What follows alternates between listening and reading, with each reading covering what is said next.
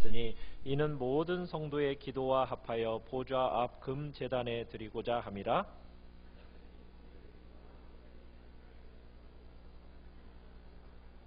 같이 읽습니다. 천사가 향로를 가지고 제단에 불을 담아다가 땅에 쏟음에 우레와 음성과 번개와 지진이 나더라. 아멘.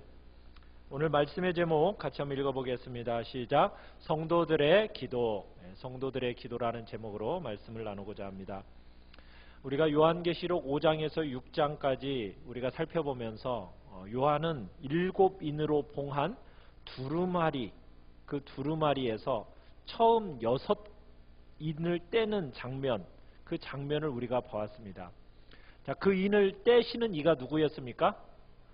어린 양이신 예수 그리스도께서 그 인을 떼셨습니다. 자, 오늘 본문은 그 6개 인과 7개 인, 이제 오늘은 7개 인이 7번째 인이 떨어지는데, 자, 그 6번째 인과 7번째 인 사이에 성도들이 어떤 상태에 있었는가 하는 그 장면을 7장에서 우리가 보았습니다. 그 7장에는 우리가 이해하고 있었던 14만 4천에 대한 이야기가 나왔죠. 이 7장에서 하나님은 잠시 무대 뒤로 요한을 데리고 가셔서 환난 중에서 구원받을 흰옷 입은 수많은 무리들을 보여주셨습니다. 모든 열방과 백성과 족속과 방언 중에서 나온 그 천국 백성들의 그 감격 어린 천국 잔치의 모습을 보여주신 겁니다. 그 보여지는 장면이 이제 7장에서 마무리 지으면서 오늘 8장에서 마지막 7번째 인이 마저 떨어지게 됩니다. 자, 마지막 7번째 인이 떨어질 때 어떤 일이 일어나는가? 우리 1절 다시 한번 읽어보겠습니다. 8장 1절 시작. 7째 인을 떼실 때에 하늘이 반시간쯤 고요하더니. 자, 7째 인이 떨어지니까 반시간이면 얼마죠? 그죠? 30분 정도 하늘이 고요해졌습니다. 자, 하늘이 고요하다라는 것, 여러분 이것을 우리가 앞장과 한번 연결시켜서 생각해 볼 필요가 있습니다. 자, 원래 하늘이 열릴 때 어떤 일들이 일어났었습니까? 그 특징이 있었어요. 하늘이 열릴 때마다 무슨 일이 있었느냐면 찬양이 울려 퍼지기 시작했습니다. 그죠? 하늘을 구성하고 있는 그 구성인자들이 보좌에 앉으신 이와 어린 양에게 경배와 찬양을 올려드리는 그 장면들이 하늘이 열려질 때마다 있어 왔습니다. 그 노래가 우렁차게 울리는 것, 그것이 하늘의 그림이거든요. 자, 그런데 오늘 1절에서는 7째 인이 떨어지니까 갑자기 어떻게 되었어요?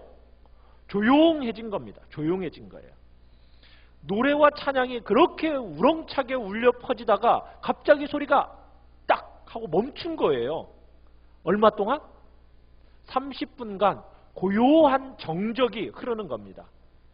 이때는 어떤 환상도 없습니다. 노래도 없습니다. 자, 그러니까 이 고요함, 정막이라는 것은 뭔가 메시지가 있는 고요요 침묵이겠죠. 왜냐하면 시끄럽다가 갑자기 딱 멈춰졌을 때는 그 고요함에 어떤 중요한 메시지가 들어있다는 얘기입니다. 그러니까 어떤 메시지를 전달하고 싶은 거예요. 자, 이 침묵과 고요에 대한 것을 두 가지 정도로 우리가 해석할 수가 있는데, 자, 7째 인이 떨어질 때 아무것도 나오지 않아요. 단지 2절을 보시면은 무엇을 보게 됩니까? 우리 2절 같이 읽어봅니다. 시작. 내가 보매 하나님 앞에 7 천사가 서 있어 7 나팔을 받았더라. 자, 다른 것은 보이지 않고 7째 인이 떨어지니까 7 천사가 뭘 받았습니까? 7 나팔을 들고 있는 것만 지금 보여지는 겁니다. 지금까지 인들이 떨어질 때마다 어떤 일이 있어 왔죠? 재앙들이 있었지 않습니까? 그 보여졌던 재앙들이 어디에도 등장하지 않나요? 그래서 첫 번째로 이 침묵이 무엇을 상징하는 것일까? 자, 7째 인이 떨어질 때 이 고요함이라는 것은 어떻게 보면 국면 전환을 지금 이야기하고 있는 겁니다. 국면의 전환. 지금까지 6개의 인이 떨어지면서 나왔던 국면과는 다른 그 전환을 이야기하고 있는 거예요. 7개의 나팔과 7개의 인 사이.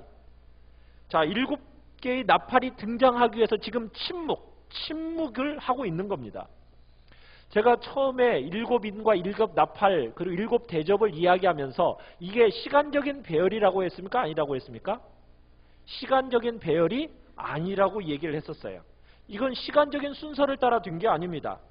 인, 나팔, 대접이라는 것은 그 사건을 조명하는 관점이 다르다라는 것을 보여주는 거지 그 시간적으로 이렇게 흘러갈 거라는 것을 보여주는 게 아닙니다. 관점입니다. 사건을 조명하는 관점. 자, 그러면은 7개 인과 7나팔이 똑같은 사건이요, 똑같은 시기를 다루고 있는데 쳐다보는 관점만 다른 거예요. 하나님의 나라가 이 땅에 임하는 데 있어서 자, 그 과정을 바라보는데 7개 인이 떨어질 때마다 보여주는 주된 주안점이 있어요. 그 주안점은 뭐냐? 교회가 지금 핍박당하고 있습니다. 성도들은 감옥에 갇히고 있어요. 심지어는 목베이고 사자밥이 되어지고 또 세상 권력에 온 세상을 호령하는 것 같은 그런 시대입니다. 그런데 인들이 떨어져 나가면서 성도들이 지금 본 게 무엇입니까? 온 세상을 움직여가고 온 세상을 쥐고 있는 것이 로마 제국인 것처럼 보여졌는데 그 인이 떨어져 나가는 것을 보는데 그 인을 누가 떼시더라는 거예요? 어린 양이신 그리스도가 그 인을 떼시더라는 거예요. 결국 무슨 얘기를 하고 싶은 겁니까? 이 세상을 다스리고 움직여가고 쥐고 있는 주체는 로마 제국이 아니라 누구란 얘기예요? 어린 양이신 그리스도가 온 세상을 다스린다라는 것을 그 7인들의 사건을 통해서 거듭거듭 보여주고 있는 겁니다. 예수 그리스도의 주권을 보여주고 있는 거예요. 그래서 신마를 통해서 예수 그리스도가 복음을 능력 있게 막 세상을 향해 전하는 모습을 보여줬다면 그 다음에 붉은 말, 검은 말, 청황색 말 이런 말들이 등장하면서 막 재앙이 일어나는데 그 모든 재앙과 그 사건들의 주도권을 누가 쥐고 있어요? 그죠? 어린 양이신 주님께서 쥐고 있다는 거예요. 그러면서 인을 떼는 겁니다. 그분이 그런 인을 떼자 그런 일들이 일어나는 거예요. 여러분, 세상의 재앙은 독립적으로 일어나는 게 아닙니다. 그 모든 재앙의 주권자가 누구시라고요? 주인이 누구시라고요? 예수 그리스도고 그분에 의해서 통제되어지고 다스림 속에서 그런 일들이 모든 일들이 일어나고 있다는 겁니다. 그래서 7인의 제일 중요한 메시지가 뭐라고요? 온 세상을 경륜해 가시는 이가 누구라고요? 바로 주님이라는 것을 밝히는 것이 바로 7인이 전달하고 싶어하는 메시지예요. 똑같은 세상 일들이 이제는 다른 관점에서 이제 조명되기 시작합니다. 어떤 관점입니까? 첫 번째는 인을 통해서 조명되어졌다면 이제는 나팔을 통해서 조명이 되는 겁니다. 이제는 인이 떨어지는 것이 아니라 뭐가 불려지는 거예요? 나팔이 불려지기 시작합니다. 요즘은 통신수단이 잘 발달되어 있으니까 뭐 언제든지 이렇게 여러 가지로 사람들을 모으고 여러 가지 이야기들을 하고 무슨 일이 생기면은 여러분 문자 하나씩 다 받잖아요. 긴급 재난 속보 뭐 이런 것들 막 소리 나면서 뭐 핸드폰으로 다 여러분 보지 않습니까? 근데 옛날에는 그런 제도가 없으니까 옛날에는 뭘 사용했어요? 나팔을 사용했어요. 그죠? 이런 통신수단이 발달되지 않은 옛날의 시대에는 나팔로서 대부분 중요한 역할들을 전달했습니다. 아주 중요한 도구가 나팔이었어요.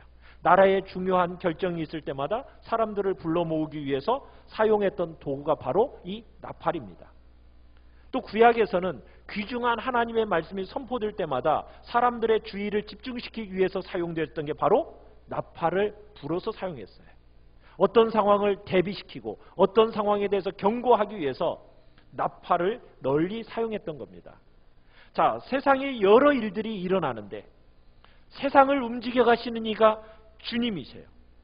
그것을 인들을 통해서 보여줬다면 이제 이 세상에 하나님의 나라가 세워지는 이 과정 속에서 또 다른 관점이 조명되어져야 되는데 자, 이 나팔로는 무엇을 지금 보여주고 싶었던 걸까요? 이 세상에 많은 사람들이 너무나도 세상의 영향을 너무 많이 받고 살아가고 있어요. 그러니까 이 사람들에게 충격을 주고 싶어요. 충격을 주고 싶고 그 충격에 대비하라고 하나님은 뭘 사용하는 거라고요? 이 나팔을 사용하는 겁니다. 사람들이 자기 만족에 빠져 있어요. 자기 중심성에 지금 그렇게 자기 중심성으로 살아가고 있습니다. 그러기에 살아있는 회개로 돌아올 수 있도록 하기 위해서 하나님은 사람들을 경고하고 준비시키시는데 그 과정이 일곱 나팔 사건의 가장 중요한 역할이에요. 그래서 이 일곱 나팔을 통해서 결국 이 세상 사람들을 흔들어대는 것이 목적입니다. 아까 이는 뭐가 목적이라고 그랬어요? 이 땅을 움직여 가시고 이 땅에 하나님의 나라를 세워 가시는 이가 누구라고요? 예수 그리스도라는 것을 보여주기 위해서라면 일곱 나팔은 정신 차리라고 지금 흔들어 깨우는 것이 지금 이 일곱 나팔의 중요한 역할입니다. 그러면서 일곱 인이 떨어지면서 잠시 고요하고 이 국명전환으로 지금 준비되고 있는 겁니다. 또 하나 침묵이 중요한 이유가 있습니다. 또 하나는 어떤 유대 랍비가 이런 글을 썼는데 하나님께서는 성도들이 지상에서 기도할 때 천사들이 찬양을 못하게 하신다. 이런 글을 썼어요. 그러니까 천사들이 하나님 곁에서 찬양을 막 항상 드리고 있는데 성도들이 땅에서 기도하면은 주님께서 천사들 보고 뭐래요? 쉿! 조용! 이렇게 하신다는 거예요. 뭐 하려고? 성도들의 기도를 들으려고. 주님께서 우리의 기도를 들으시기 위해서 천사들 보고 뭐예요? 쉿! 조용! 근데 하나님이 진짜 들을 귀가 없어서 조용히 시키실까요? 천사들의 노래도 다 들을 수 있고 우리들의 기도도 다 들을 수 있죠. 그런데 이렇게 얘기하는 것은 우리의 기도에 대한 어떤 중요함을 이야기하는 거예요. 지금 본문의 흐름 속에서 특별히 중요한 메시지가 있습니다. 모든 찬양을 딱 멈추게 하더니 갑자기 고요해졌어요. 왜? 왜 그랬다고 얘기하고 있어요?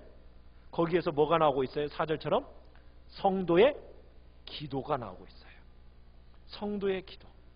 성도들의 기도가 등장하니까 갑자기 하늘이 어떻게 됐어요? 조용해졌어요. 울려 퍼지던 찬양이 갑자기 조용해졌어요.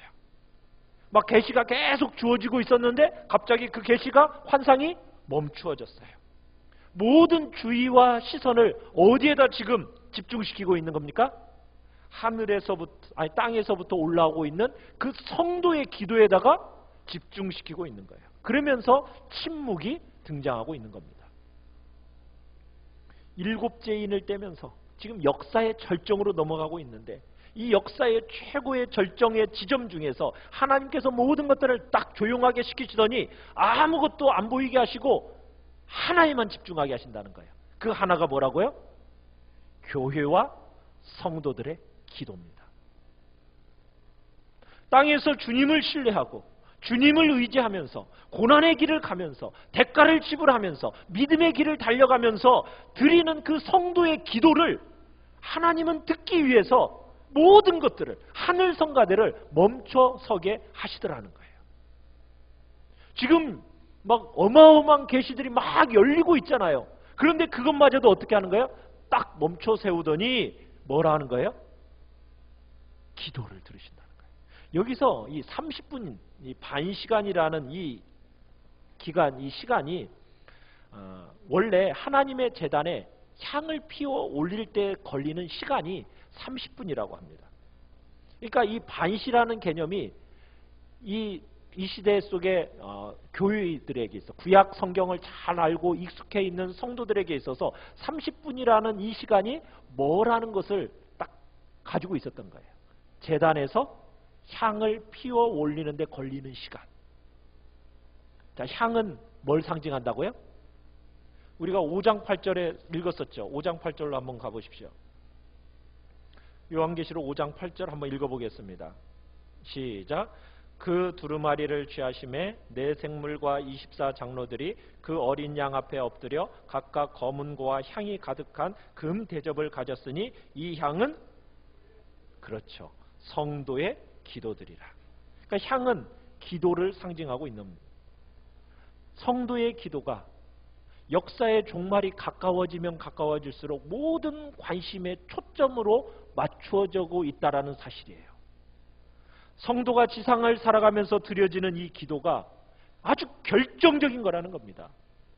지금부터 우리가 보는 이 일곱 나팔 있잖아요. 이 일곱 나팔을 따라 등장하는 일곱 재앙들이 전부 무엇으로 말미암아 나오는 걸까요? 바로 성도들의 기도를 통해서 나오는 겁니다.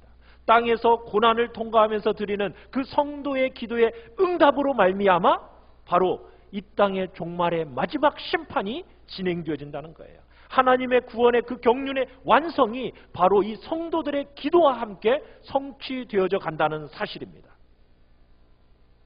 반시 동안 침묵하고 등장하고 있는 이 일곱 천사와 일곱 나팔, 세상을 흔들어 깨울 나팔, 이 나팔이 준비되었어요. 그 전에 무엇이 등장한다고요? 바로 기도가 등장하는 거예요.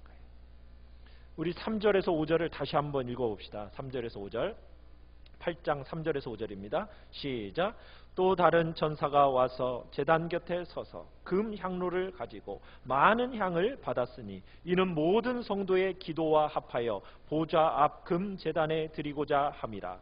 향연이 성도의 기도와 함께 천사의 손으로부터 하나님 앞으로 올라가는지라. 천사가 향로를 가지고 제단에 불을 담아다가 땅에 쏟음에 우레와 음성과 번개와 지진이 나더라. 아멘. 일곱 천사가 준비해서 시위에서 서 있는데 갑자기 지금 또 다른 천사가 등장했어요. 이 천사가 지금 뭘 하고 있어요? 제단 곁에 서 있죠. 원래 제단이라는 건 뭡니까? 하나님께 드리는 제물을 잡아 죽이는 곳이 제단이잖아요. 그 손에 제물과 함께 드리던 향로를 지금 손에 들고 있어요. 그 향로에 뭐가 가득히 들어있어요? 많은 향이 들어있습니다. 많은 향을 금향로 안에 가지고 있는데 그 많은 향과 성도들의 기도가 합쳐져서 지금 하나님의 보좌 앞에 제물을 받으시는 그 제단 앞으로 지금 드려지고 있는 거예요. 30분의 침묵이 흐르고 한 천사가 금향로를 받아서 그 안에 있는 향과 성도들의 기도를 다 받아 하나님의 보좌 앞에 있는 제단에 지금 그 금향로를 갖다 드리는 겁니다. 여러분, 이 장면은 지상에서, 이 땅에서 고난당하고 하나님 앞에 끝없는 기도를 드렸던 이 초대교회 성도들에게 있어서 굉장한 위로가 되었을 거예요. 왜요? 이 세상을 살아가면서 불의한 세력과 정말 그 가운데서 믿음을 지키기 위해서 성도들이 얼마나 많이 기도를 했겠어요. 그랬는데 성도들은 어떻게 되어져 가요? 감옥에 갇히고 칼에 죽임을 당하고 사자의 밥이 되고 고난과 고문을 당하고 그런 성도들을 보면서 얼마나 많은 기도를 했겠어요. 그런데 기도가 응답되는 것 같지가 않아요. 하나님, 인간적인 면에서는 전혀 응답되지가 않았어요. 다 죽어나가니까. 그런데 오늘 본문에서는 뭐라고 이야기하고 있는 거예요? 그들의 기도가 하나님의 보좌 앞에 있는 제단에 올려지고 있다는 거예요. 사랑하는 성도 여러분, 기도는요 절대로 땅에 떨어지는 법이 없음을 믿으시기 바랍니다. 여러분이 하나님 앞에 드려지는 그 바른 기도, 그 기도는 절대로 땅에 떨어지지 않고 하나님 앞에 그 제단 위로 다 올려져 가고 있다는 사실 여러분 기억하시길 바랍니다. 그 응답이 감옥에 갇혀있는 사람이 감옥에서 풀려나고 죽을 뻔한 사람이 살아나는 그런 식으로 응답되지 않을 수 있어요. 우리가 원하는 방법대로, 우리가 원하는 형태대로, 우리가 원하는 시간에 응답되지 않을 수 있어요. 그렇지만 주님께 올려지는 그 진실한 기도는 하나님 앞에 그대로 올려져 가고 있습니다. 그 기도는 하나님을 너무나도 기쁘시게 하는 것이고 하나도 땅에 떨어지지 않고 사라지는 법이 없이 전부 향연과 함께 가득하게 담겨있는 향과 함께 주님의 보좌 앞으로 상달되고 있는 거예요. 우리의 기도가 많은 순간에 하나님 앞에 올려가면서 여러분 기다림을 요구합니다. 많은 기다림을 요구합니다. 우리의 기도는 응답되지만은 절대로 우리가 기다렸던 그 방법으로 기다렸던 그 때에 응답되기보다는요, 더 많은 인내를 요구해요. 그렇지 않습니까? 기도는 그래요. 여러분이 있는 어떤 자리에 있을지는 몰라도 여러분 틀림없는 게 뭐예요? 하나님 앞에 그 기도 그대로 상달되고 있다는 것은 확실한 겁니다. 여러분의 눈에 보이도록 응답되지는 않을 수 있어요. 여러분은 혹시 그렇지 않은 기도들 많이 있으시죠? 그러나 하나님께서 때가 되면 돌려주실 겁니다. 이 땅에서 받지 못하면 하늘에서 어마어마한 상급으로 여러분에게 주어질 것입니다. 여러분이 이 땅에서 응답받지 못한 기도의 제목들은 하늘에서 어마어마한 재산으로 여러분에게 돌아올 것입니다. 여러분이 하나님 앞에서 구해서 오랫동안 기도하면서 기다릴 때 절대로 낙심하지 말기를 바랍니다. 여러분의 기도가 신속하게 응답되지 않는 것은 신실하신 하나님을 향해서 여러분의 그 하나님이 빚을 지고 있는 거래요. 그리고 여러분은 천국권을 가지고 있는 거예요. 하나님 앞에 여러분의 진실된 기도 반드시 상달됨을 믿으세요. 여러분이 원하는 대로 방법대로 응답되지 않더라도 어떤 형태로든 하나님은 응답을 주십니다. 지상에서 받지 못하면 어디서라도 하나님의 나라에서 더 큰 영광으로 바꿔서 주실 거예요. 자, 그런데 우리가 한 가지 생각해 볼 건 뭐냐면, 지금 향연에 담겨서 하나님의 제단에 이렇게 드려지는 성도들의 기도가 되어지기 전에 금향로 안에 뭐가 있어요? 3절에 보면 그 금향로 안에 이미 많은 향이 있죠. 그죠? 3절에 보면은 금향로를 가지고 많은 향을 받았다. 자, 이 금향로 안에 있는 이 많은 향은 뭘까요? 성도들의 기도는 이미 다른 기도와 함께 이렇게 향연과 함께 올라가는데 이미 많은 향을 받았대요. 그럼 이 향은 뭘까요? 과거 청교도들은 이 향을 그리스도의 중보기도라고 해석을 했습니다. 예수 그리스도의 중보기도. 그러니까 예수 그리스도의 중보기도와 성도들의 기도가 합하여서 하나님 앞으로 올라가고 있는 거예요.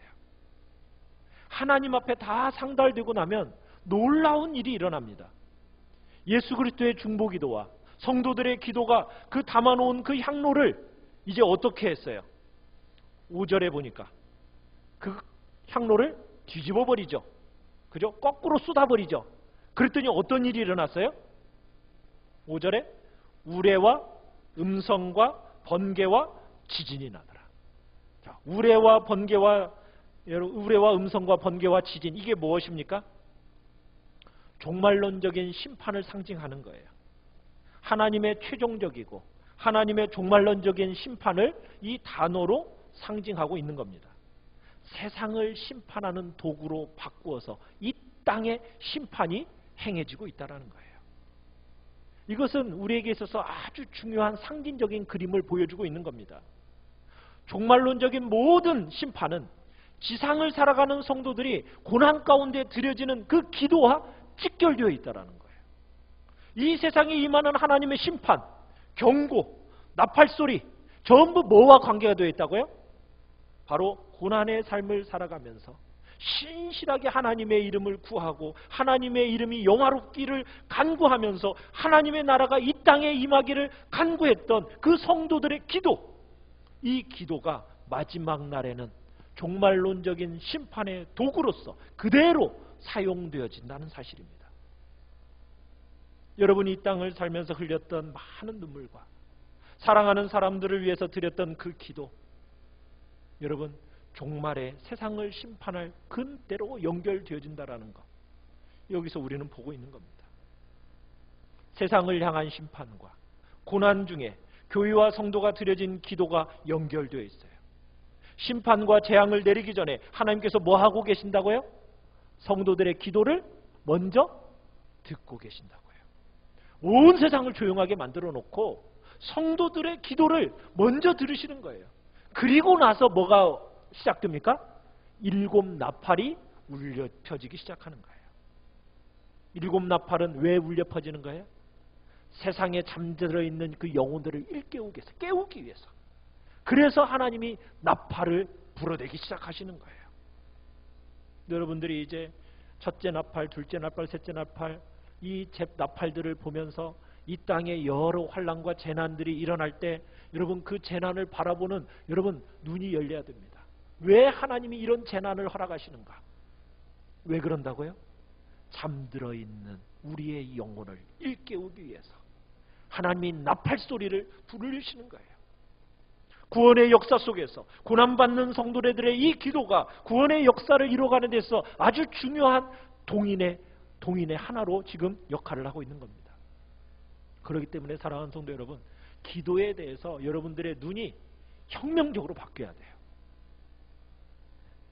기도에 대해서 여러분들의 기도의 내용과 관점들을 완전히 넓혀놔야 됩니다. 여러분 기도가 뭡니까? 여러분들은 기도가 뭐라고 정의를 스스로 내리고 계십니까? 어떤 사람들은 기도라는 것은 경건을 위한 훈련이다. 하나님의 은혜를 받고 하나님과 교제하는 경건을 위한 훈련이다. 그렇게 말하는 사람도 있습니다.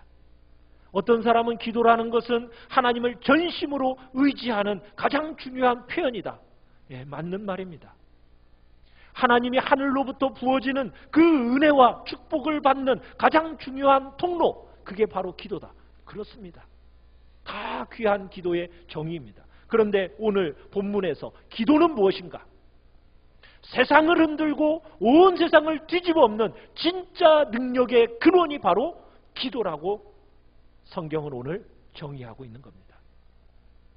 온 세상에 하늘과 땅과 만물을 뒤흔들어 놓을 수 있는 능력, 그 능력이 어디에서 나온다고요?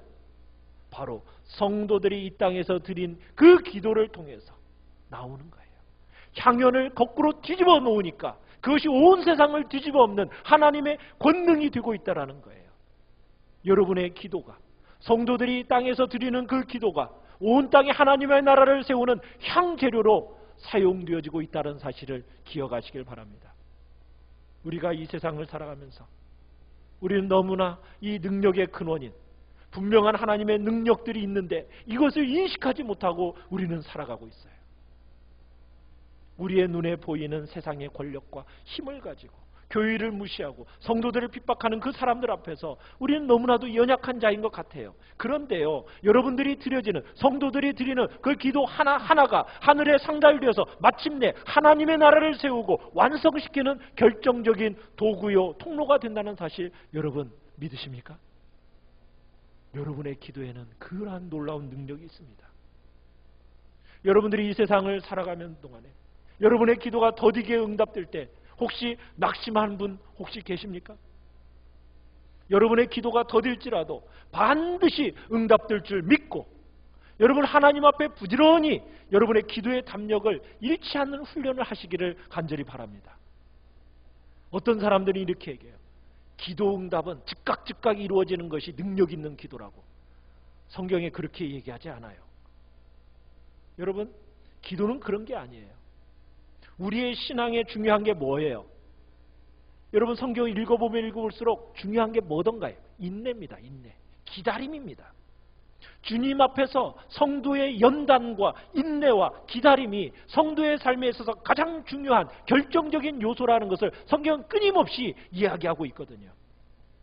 그러니까 우리의 경건한 삶에 있어서 가장 중요한 요소, 기도와 함께 기다리고 인내하고 오래 참는 것, 이것이 우리 성도에게서 너무나도 중요한 우리의 심령을 만들어내는 요소라는 거예요.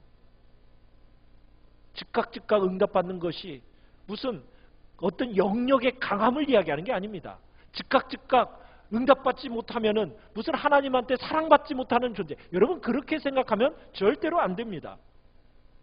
기도가 쉽게 응답되지 않을 때 그 오랜 인내와 신뢰를 꺾지 않고 하나님 앞에 기도의 담력을 잃지 않고 기도로 나아가는 그것을 하나님은 너무너무 귀하게 보시는 거예요. 여러분 그러기에 인내로 기도하시길 바랍니다. 낙심하지 마십시오. 여러분의 기도회가 곧바로 응답되지 않았다고 해서 포기하지 마십시오. 여러분이 사랑하는 사람들을 위해서 정말 기도합니다. 그들이 주님 앞에 돌아오기를 간절히 놓고 기도합니다. 그렇게 기도했는데 응답이 잘 안 이루어지죠. 그렇지 않습니까? 우리의 가족이 너무나도 돌아오지 않는 것에 대한 안타까움이 있지 않습니까? 여러분, 그때 응답이 안 되는 것 같지만 여러분 담력을 잃지 말기를 바랍니다. 여러분이 드려진 기도는 절대로 땅에 떨어지지 않습니다. 반드시 이루어집니다. 그리고 여러분의 기도는 너무나 강력한 능력이라는 것을 믿으시길 바랍니다. 세상의 기초를 흔들어 놓고 온 땅의 교만과 인생의 온 지혜를 무위로 돌려놓는 그 능력이 기도에 있습니다. 고난을 통과하며 드려지는 성도들의 기도가 이와 같은 힘을 가지고 역사한다라는 것을 믿으시길 바랍니다. 절대로 담력을 잃지 맙시다. 기도의 자리에서 여러분 낙심하고 포기하지 마십시오. 끝까지 우리의 생명이 다하는 그 순간까지 그 제목 붙들고 끝까지 가십시오. 우리가 이 땅에서 이루지 못하면 하나님의 나라에서 뭘로 우리에게 찾아온다고요? 어마어마한 상급으로 여러분에게 주어질 것입니다. 강력한 능력이 있는 기도라는 것을 믿으시고 여러분이 여러분의 기도가 그러나 그 기도가 내 공로와 내 능력이 아니라는 것을 또한 말하고 있어요. 무엇이 말하고 있습니까? 무엇과 함께 올라가고 있다고 그랬어요? 예수 그리스도의 중보 기도와 함께 나의 기도가 함께 올라가고 있는 거예요. 그죠? 우리의 기도에 예수 그리스도의 보혈이 묻어 있기 때문에 능력이 있는 거예요. 주님의 이름으로 드려지는 기도이기 때문에 능력이 있는 것이지 내게 무슨 권세와 경건과 나의 어떤 능력이 아닙니다. 주님의 그 강력한 능력이 기도의 힘이 되는 것입니다. 사랑하는 성도 여러분, 기도하다가 쉬고 계시는 분이 계십니까? 기도하다가 포기하신 분이 계십니까? 절대로 낙심함이 없이 담대한 정말 간구하는 기도의 담력들이 여러분 안에 더 견고해지는 복된 한 해가 되시길 바라고 여러분들의 삶이 되시기를 간절히 축원합니다. 우리 같이 찬양합시다.